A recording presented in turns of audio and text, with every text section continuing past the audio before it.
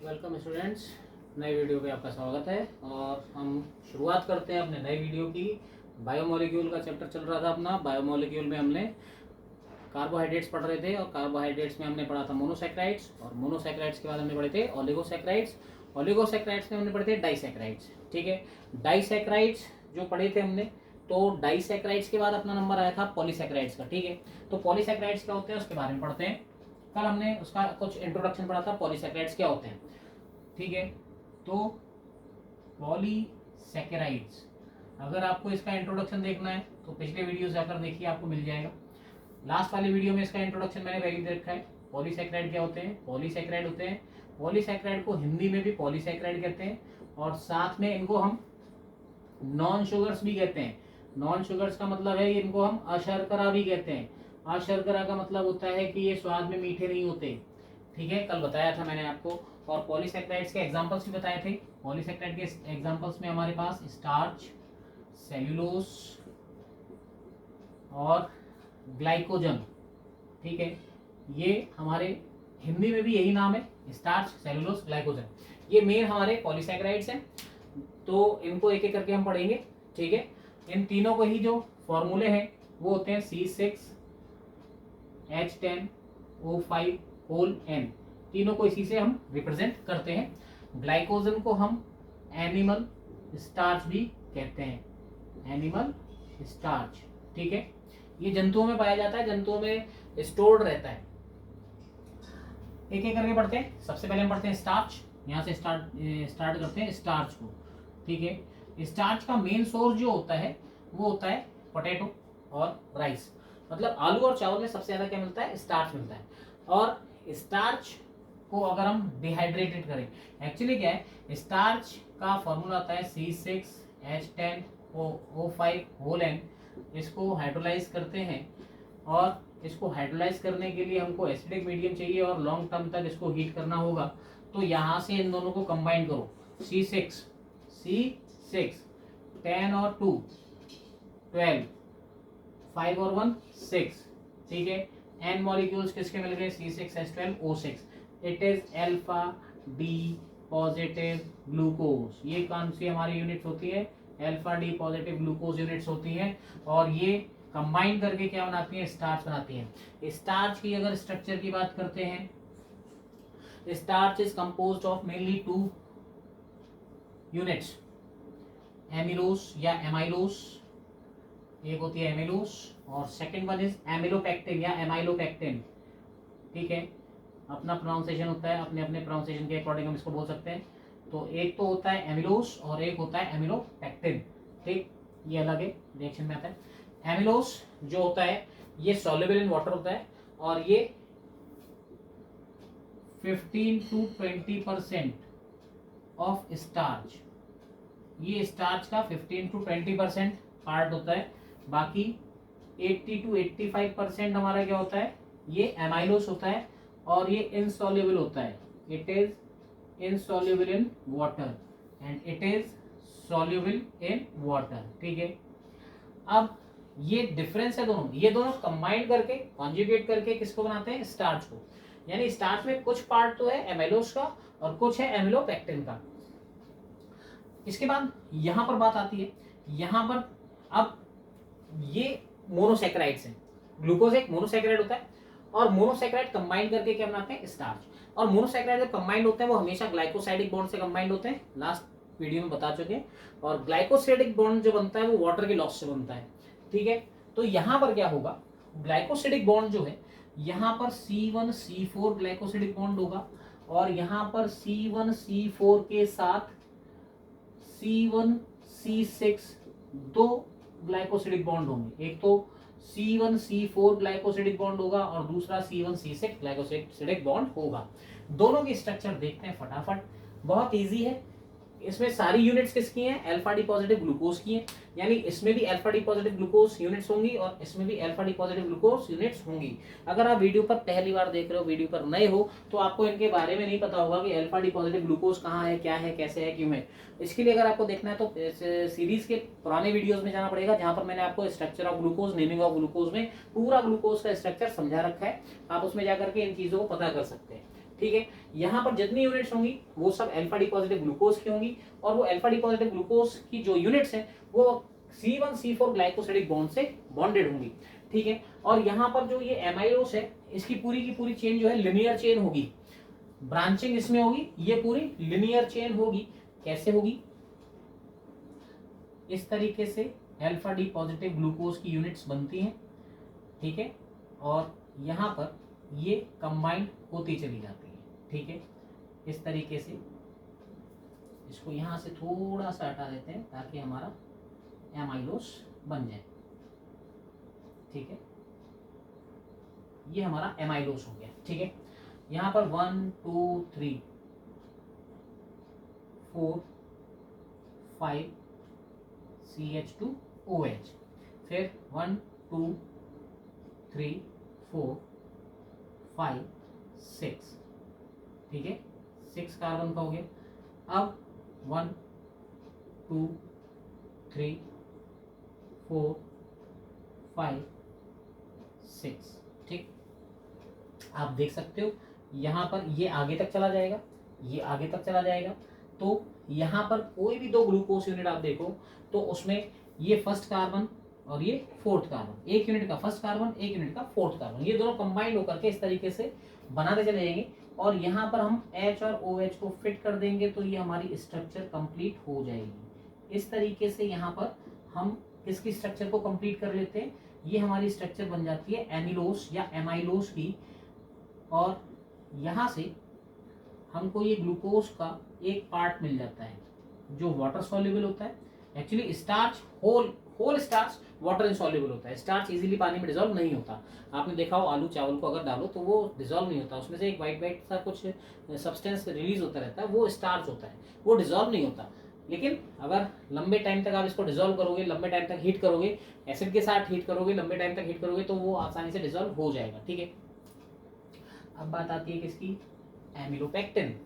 एमिलोपेक्टिन की बात करते हैं तो यहाँ पर इस तरीके से यही स्ट्रक्चर एमिलोपेक्टिन के लिए भी यूज होती है, बट इसमें थोड़ा डिफरेंस है।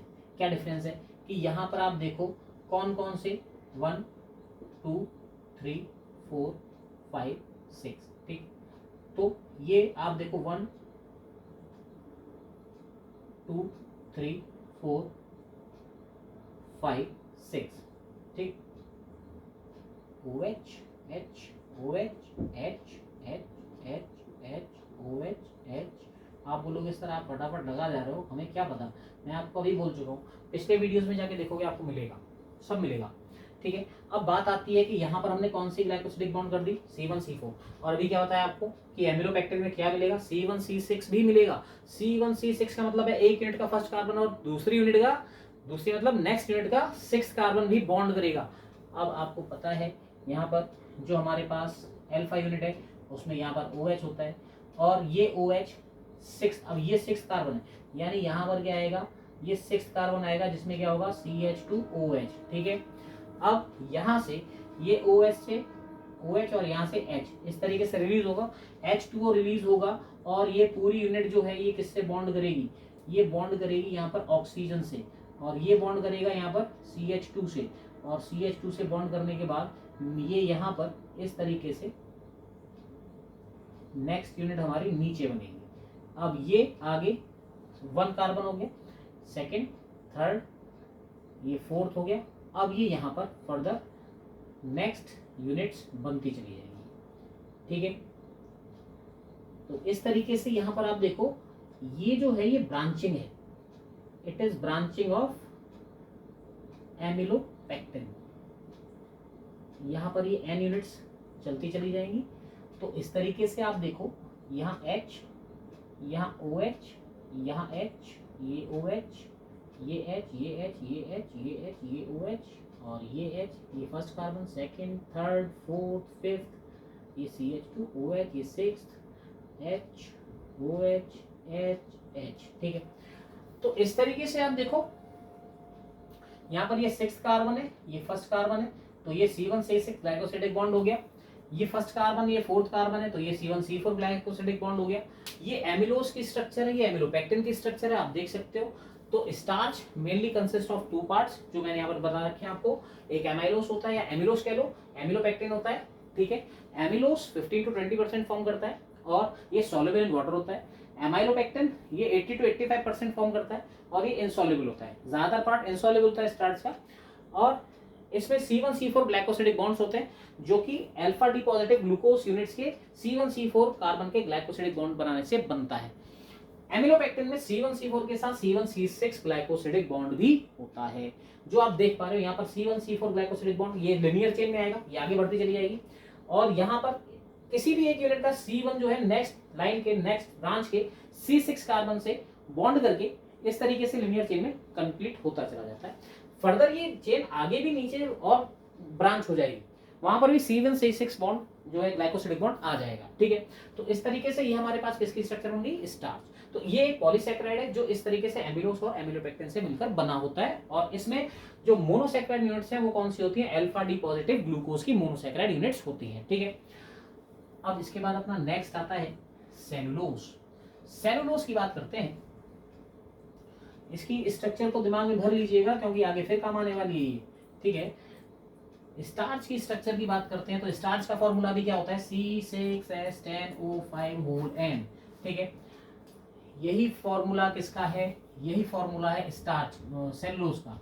अब हम बात करते हैं सेल्यूलोज, ठीक है। Cellulose mainly found in plant cells, यानी इसका मेन ओरिजिन या मेन जो रिचेस्ट सोर्स है, मेन सोर्स है वो प्लांट्स होते हैं।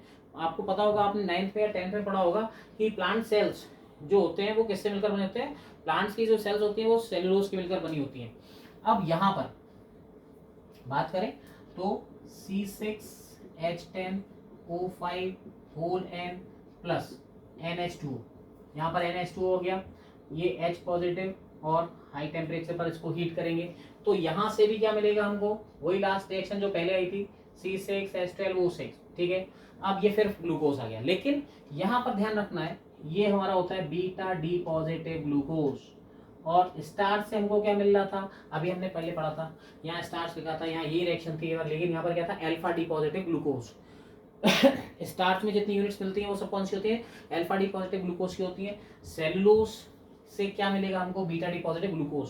ये रिएक्शन अगर ऐसे लिखकर आ जाती है, यहाँ पर आता है फिल इन द ब्लैंक्स कि ये क्या होगा, तो यहाँ पर फट से आप पहचान जाओगे कि अगर बीटा डी पॉजिटिव ग्लूकोज है तो ये जो यहाँ पर पॉलीसैकेराइड है ये सेलुलोज होगा, और अगर यहाँ पर लिख देता है वो अल्फा है तो आप फट से पहचान जाओगे ये क्या होगा, यहाँ पर स्टार्च होगा, क्योंकि स्टार्च जो है वो alpha D positive glucose units का मोनोसैकेराइड्स का जो है पॉलीसैकेराइड है और सेलुलोज जो है वो beta D positive monosaccharide units का पॉलीसैकेराइड है। क्लियर है इतनी बात, यानी यहाँ पर ये क्या लिखेंगे हम, ये क्या है यहाँ पर सेलुलोज।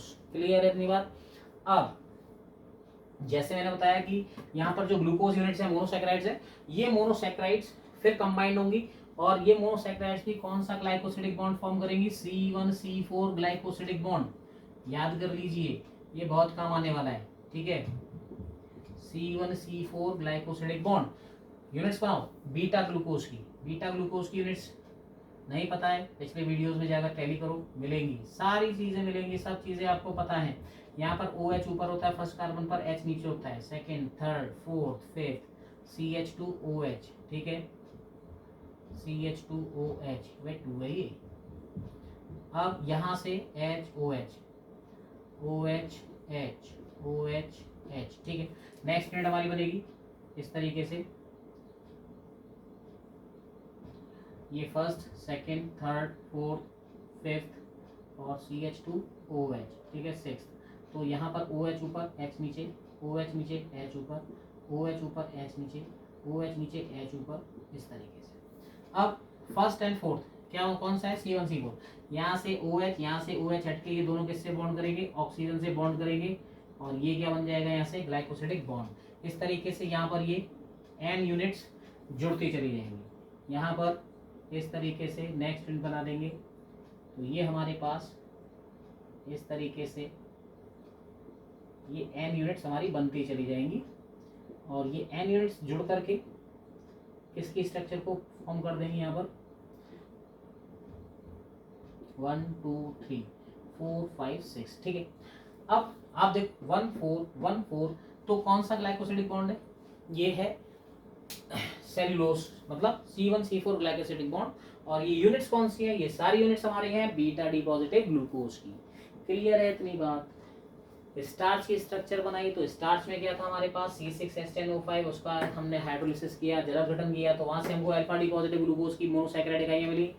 वो मोनोसैकेराइड जो जुड़ती हैं तो वो दो पार्ट्स में होती हैं। स्टार्च की बात कर रहे हैं जो पहले पढ़ा चुके हैं अभी, उसमें क्या था, उसमें एमिलोज और एमिलोपेक्टिन। अब हम बात करते हैं किसकी, सेलुलोज की। उसमें भी यही स्ट्रक्चर है, यही रिएक्शन है C6H10O5 NH2, और ये क्या दे रहा है हमको, beta D positive glucose. Starch से मिलता है अल्फा डी पॉजिटिव ग्लूकोज, इससे मिलता है हमको बीटा डी पॉजिटिव ग्लूकोज। ठीक, दोनों में क्या डिफरेंस है, उसमें लिनियर स्ट्रक्चर भी है और ब्रांच स्ट्रक्चर भी है। लिनियर स्ट्रक्चर स्टार्च में होती है एमिलोज की, और ब्रांच स्ट्रक्चर होती है एमिलोपेक्टिन की, जबकि सेलुलोज में केवल एक लिनियर स्ट्रक्चर होती है जिसमें C1C4 ग्लाइकोसिडिक बॉन्ड होता है। ठीक, क्लियर है इतनी बात। ये सारे पॉलीसैकेराइड्स क्लियर है। बचा क्या हमारा पास, ग्लाइकोजन, और ग्लाइकोजन को हम क्या नाम दे रहे हैं, glycogen is an animal starch. ये जंतुओं में पाया जाने वाला स्टार्च है, इसको एनिमल स्टार्च कहते हैं क्योंकि ये जंतुओं में स्टोर्ड रहता है, संचित रहता है। ठीक है, मैंने कल भी बताया था इसके बारे में कि जब हमारे शरीर में भी जो अनयूज्ड शर्करा है वो धीमे धीमे स्टोर होती रहती है, और वो स्टोर होकर के किसका फॉर्म ले लेती है, ग्लाइकोजन का। और रैंडमली या कभी अचानक हमको जरूरत पड़ती है, हमको कहीं से एनर्जी नहीं मिलती है, तो हमारी बॉडी में प्रेजेंट हार्मोन और एंजाइम्स जो हैं वो इस स्टोर्ड ग्लाइकोजन को ब्रेक करते हैं, किसमें कन्वर्ट कर देते हैं, ग्लूकोज में, बीटा में नहीं।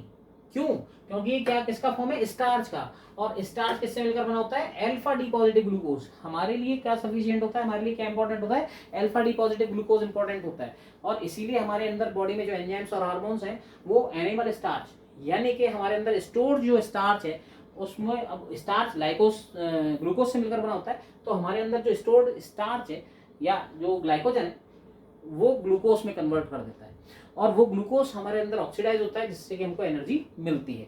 ठीक है, यानी हमारे अंदर अल्फा डी पॉजिटिव ग्लूकोज जो है स्टोर होता रहता है, और किसकी फॉर्म में स्टोर हो जाता है, ग्लाइकोजन की फॉर्म में स्टोर हो जाता है, जिसको हम क्या कहते हैं, एनिमल स्टार्च कहते हैं। क्लियर है। यहाँ पर हमारे पूरे कार्बोहाइड्रेट्स फिनिश हो जाते हैं, जिसमें हमने स्टार्टिंग से लेकर अब तक जितने भी वीडियोस डाले हैं 10 या 11 वीडियोस होंगे, तो उसमें ये क्लियर हो जाता है कि हमने अब तक पूरी चीज़ क्या क्लियर कर ली, कार्बोहाइड्रेट्स क्लियर कर ली हैं। क्लियर है। कोई डाउट आता है, कोई क्वेश्चन है, अगर कुछ रिक्वायरमेंट है, नोट्स चाहिए, तो प्लीज़ कमेंट सेक्शन में आइए, कमेंट कीजिए। ठीक है, वीडियो अच्छा लगता है, कंटेंट अच्छा लग रहा है, समझ में आ रहा है, तो प्लीज़ लाइक कीजिए, सब्सक्राइब कीजिए, शेयर कीजिए।